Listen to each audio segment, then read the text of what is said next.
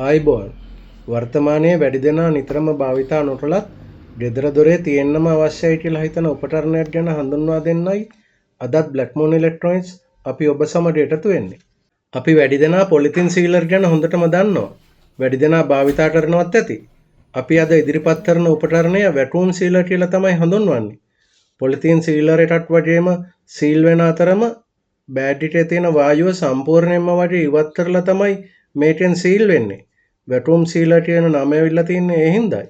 ආහාර තල්තබා ගැනීම සඳහා ඇසුරුම් කිරීමට මේ උපකරණය ගොඩක් ප්‍රයෝජනවත්. විශේෂයෙන්ම විදේශ ගමන්වලදී පිසින ලද සහ අමු ආහාර ද්‍රව්‍ය රැගෙන යාමට ඇසුරුම් කර ගැනීමටත් ඒ වගේම දේශීය චාරිකාවලදී වුණත් පිසින ලද හෝ අමු ආහාර ද්‍රව්‍ය රැගෙන යාමටත් අසුරා ගන්න මේක ගොඩක් ප්‍රයෝජනවත්. වැටුම් වීමේදී ඇතුළත පවතින වායුව සම්පූර්ණයෙන්ම වගේ ඉවත් කරන නිසා ගොඩක් ඉඩකඩත් ඉතුරු වෙනවා. අපි හැමෝම දන්න විදිහට වෙළඳ නාමය ප්‍රමාණය සහ ක්වොලිටියට අනුව මේ වැටුම් සීලර් වල මිල ගණන් අඩු වැඩි වෙන්න පුළුවන්. අපි කතා කරන්නේ සාමාන්‍යයෙන් ලංකාවේ වෙළඳ පොලෙන් ඉතා අඩු මුදලකට ගන්න පුළුවන් ගෙදර දොරේ පාවිච්චියට සුදුසු සරල වැටුම් සීලර් මැෂින් එකක් ගැනයි. කොළඹ පිටරටුවේ වෙළඳසැල් වලින් මේ විදිහේ මැෂින් එකක් රුපියල් 1500කට වගේ මිලදී ගන්න පුළුවන්. මම දන්න විදිහට ලංකාවේ ඕනෑම පළාතක ඕනෑම නගරයකින් උනත් මේ වගේ වැටුම් සීලර් එකක් මිලදී ගන්න හැකියාව තියෙනවා. එහෙම නැත්නම් දාරාස්, අලිඑක්ස්ප්‍රස් සහ තෙමු වැනි ඔන්ලයින් ආයතනවලුත් ඉතා පහසුවෙන්ම ගෙදරටම ගෙන්න ගන්න පුළුවන්. ඉතින් වැඩිදුර විස්තර පසුවට තියලා සාමාන්‍ය නිවාසවල භාවිතයට සුදුසු වැටුම් සීලර් එකකට ක්‍රියාකාරීත්වය ප්‍රායෝගිකව ඉදිරිපත් කරන්න අපි බලාපොරොත්තු වෙනවා. වැටුම් සීලර් ගැන වැඩි අවබෝධයක් නැති අයට වුණත් මේ වීඩියෝ එක ගොඩක් ප්‍රයෝජනවත් වෙයි කියලා හිතෙනවා. මේ තියෙන්නේ අපි මෙලදී ගත්තේට. මුලින්ම මේ පෙට්ටිය මතු පිට වැටුම් සීලර් සහ හෝම් ඔටෝමැටික් පැකින් මැෂින් කියලා ඉංග්‍රීසි භාෂාවෙන් මුද්‍රණය කරලා තියෙනවා. ඇතුළේ තියෙන මැෂින් එකේ පැහැදිලි වර්ණ ඡායාරූපයකුත් දැක ගන්න පුළුවන්. ඒ වගේම මේ මැෂින් එක ආධාරයෙන් සීල් කර ගන්න පුළුවන් ආහාර ද්‍රව්‍ය කීපයක්ම සේයාරුව සමගම දැක ගන්න පුළුවන්. අපි දැන් මේ විදිහට මේ කාඩ්බෝඩ් පෙට්ටිය විවෘත කරලා මැෂින් එකට ඉවතට අරගමු.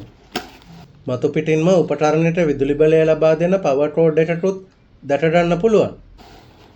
ඒ වගේම වැටුම් බෑග් කීපයකුත් මේ බොක්ස් එක ඇතුලේ දැක ගන්න පුළුවන්. ඊට පස්සේ විස්තර පත්‍රිකාවකුත් තියෙනවා. අපි දැන් මේ විදිහට මේ වැටුම් සීලර් එක පරීක්ෂා කරලා බලමු. මේ වැටුම් සීලර් එක වැඩ කරන්නේ සාමාන්‍ය ගෘහස්ත විදුලියෙන්. ඒ නිසා තමයි අපිට මේ විදිහේ පවර් කෝඩ් එකක් ලබා දීලා තියෙන්නේ. ගෘහස්ත විදුලි බලය ලබා දෙන්න අවශ්‍ය AC විදුලි සොකට් එකක් මෙහි පිටිපසින් දැක ගන්න පුළුවන්. අපිට සපයලා තියෙන කේබල් එක මේ විදිහට එතනට ප්ලග් කරලා අවශ්‍ය විදුලි බලය ලබා දෙන්න තමයි තියෙන්නේ. මේ මැෂින් එක සාමාන්‍යයෙන් 230 volts ගෘහස්ත විදුලියෙන් වැඩ කරන එකක්.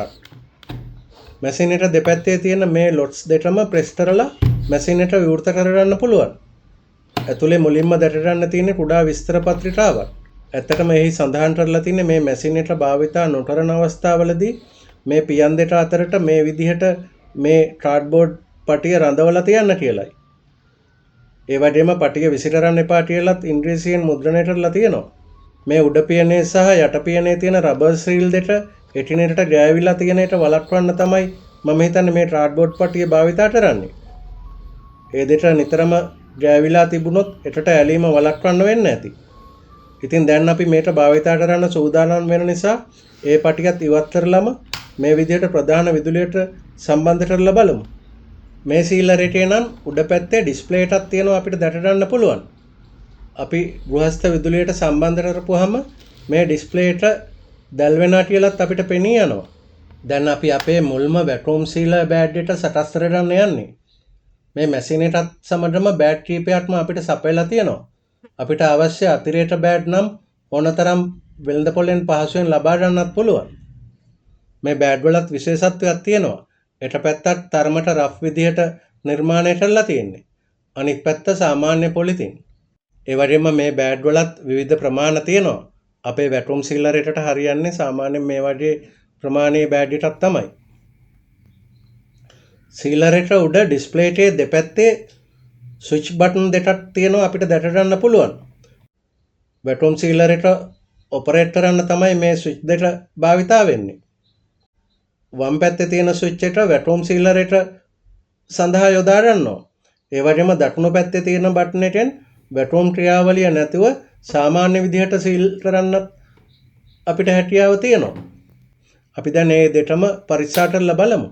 අපි මුලින්ම ඔයගොල්ලන්ට මේ මැෂින් එකේ ක්‍රියාකාරීත්වය පෙන්වන්න පරිප්පු වටේ පහසුවෙන් ලබා ගන්න පුළුවන් ආහාර ද්‍රව්‍යයක් මේ සීල් බෑඩ් එකට දාලා සූදානම් කරගන්නවා.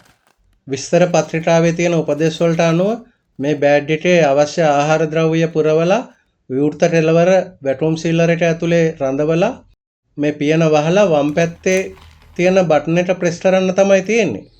ඊට පස්සේ ඔටෝමැටිකලි මේ බෑඩ් එක වැටුම් වෙලා සීල් වෙලා මැෂින් එක ඕෆ් වෙනවා.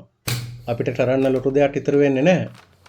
දැන් අපි පරිප්පු පුරවපු වැටුම් බෑඩ් එක මේ විදිහට මැෂින් එක ඇතුලේ රඳවලා පියන වහලා දෙපැත්තෙන් ලොක් කරගන්නවා.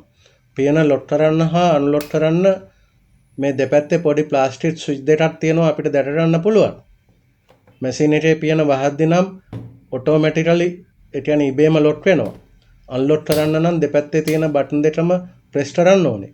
දැන් පරිප්පු බෑඩ් එක සීලර් එක ඇතුලේ තියලා පියන වහලා තියෙන්නේ. අපි වම් පැත්තේ තියෙන වැටුම් සීල් කියන බටන් එක ප්‍රෙස් කරනවා. දැන් මැෂින් එක ඔන් වෙලා ඩිස්ප්ලේ එකේ කවුන්ට් එනවා අපිට පෙනී යනවා. ආහාර වැටුම් වෙන විදිහක් දැක ගන්න පුළුවන්. ඒ වගේම පම්ප් එක වැඩ කරන ශබ්දයක් අපිට ඇහෙනවා. ඩිස්ප්ලේ එකට අනුව තත්පර 15ක් පමණ වැටුම් වෙනවා. ඊට පස්සේ තත්පර 10ක් බෑඩ් එක සීල් වෙනවා. අවසානයේදී මැෂින් එක ඕෆ් වෙනවා. සම්පූර්ණ කාලය තත්පර 25ක් පමණ ගත වෙන්නේ. දැන් අපි මේ විදිහට දෙපැත්තෙන් ප්‍රෙස් කරලා පියන විවෘත කරලා බෑඩ් එක එළියට ගමු. අපි යොදාගත්ත පරිප්පු ටික ඉතා හොඳින් වැටුම් වෙලා සීල් වෙලා කියලා දැක ගන්න පුළුවන්. පරිප්පු යට අතර තියෙන වායුව වුණත් සියල්ලම වගේ ඉවත් වෙලා තියෙන නිසා ඉතා ඝන ද්‍රව්‍යයක් වගේ තදට තමයි දැනෙන්නේ. ප්‍රමාණයත් හැටිලිලා ඉතා හොඳින් වැටුම් සීල් වෙලා කියලා අපිට නිගමනය කරන්න පුළුවන්. අපි මුලින්ම සඳහන් කරපු විදිහට මේ වැටුම් සීලර් එකම සාමාන්‍ය පොලිතින් සීලර් එකක් හැටියටත් භාවිත කරන්න පුළුවන්. අපි ඒකත් ප්‍රායෝගිකවම අත්හදා බලමු. කලින් විදිහටම පරිප්පු ටික බෑඩ් එකට ඇතුළත් කරලා මේ විදිහට වැටුම් සීලර් එක ඇතුලේ රඳවලා පියන වහ ගන්නවා. දැන් අපි මේ වෙලාවේ ප්‍රෙස් කරන්නේ මේ දකුණු පැත්තේ තියෙන normal සීලර් බටන් එකයි. ඒ බටන් එක ප්‍රෙස් කළාට පස්සේ ඩිස්ප්ලේ එකේ තත්පර 10ක් කවුන්ට් ඩවුන් වෙලා නවතිනවා. වැටුම් ක්‍රියාවලිය සිද්ධ වෙන බව අපිට පෙනී යන්නේ නැහැ.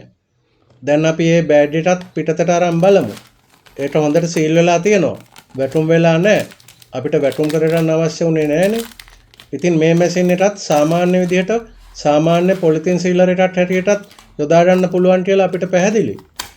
ඉතින් අපිට මේ මිලාඩු මැෂින් එකත් ගොඩක් ප්‍රයෝජනවත් දෙයක් කියලා හිතෙනවා ඇති. විදේශ සංචාරයක් සඳහා ඇසුරුම් කරගත්ත වැටුම් සීල් ආහාර ද්‍රව්‍ය කීපයකට අපි මේ සමට ඉදිරිපත් කරනවා. මේ සේරම වැටුම් කලේ මේ මැෂින් එකෙන් තමයි. ඒ නිසා මේට ගොඩක්ම ප්‍රයෝජනවත් උපකරණයක්. ඉතින් අපිට සමුගන්න වෙලාව හරි. තව මේ වගේ වීඩියෝ කීපයක්ම ඉදිරිපත් කරන්න අපි ඉදිරියේදී බලාපොරොත්තු වෙනවා. අපේ channel එකට subscribe කරලා තියාගන්නත් අමතක කරන්න එපා. ස්තුතියි. නැවත හමු වෙමු.